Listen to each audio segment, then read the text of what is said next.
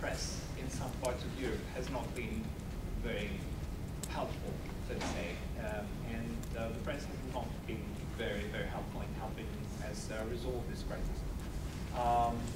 Why that is, it's a big discussion. I don't think it's the venue, or we did have time to discuss that. Maybe I can just touch upon it.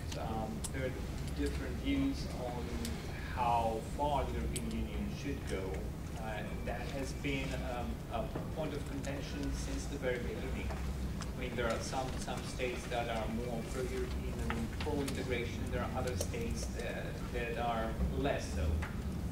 The Greeks have always been strong supporters of European integration for different reasons, political and economic ones. Now, what happens on the streets? Because I know Phil would like me to answer that question.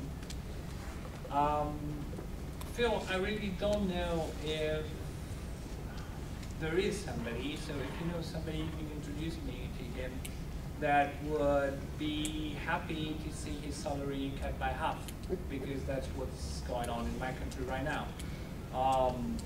There is an investment problem in Europe, and there is a development gap in Europe. There has always been one. And for those among you that are surprised by that, just see the difference that there is between metropolitan Atlanta and the rest of rural Georgia, or that there is between Georgia, for instance, and Alabama, or California and South Dakota. You have mechanisms here, just because you're a federation, that can counterbalance these problems or tackle these problems at their source. I do want to focus on this investment gap and development gap because I think it's the source of the current crisis in a way. I think the crisis has exacerbated this gap. And let me explain what I think, what I mean by that. If you have a banking account in Georgia, your dollar is worth as much as it's worth in your banking account in California. Just because your dollar is your investment, $1 or $2 or $3, are as much at risk here as they are in California. And that's because you have a banking union. We don't have that in Europe.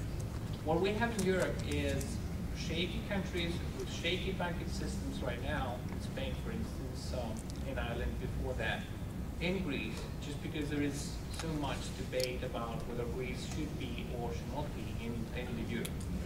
And this problem has been exacerbated by the press coverage of the crisis. So why would you put, if you were a European citizen, why would you put your money into a Greek bank account, for instance, when you know that your money is much more safe in a German bank account or in a French bank account? And that's what the banking union, the proposal for the banking union, is supposed to change. And that's, you all know, and I think we all agree on that, we see eye to eye on that, that confidence in the banking system of a currency union, of banking system of a member state of a monetary union, is a prerequisite for growth, for creating jobs. So I think that those in my country even that believe that austerity policies cannot work on their own are right, that they're probably right. Because I think we have taken, at least in the last few months, we have taken steps forward.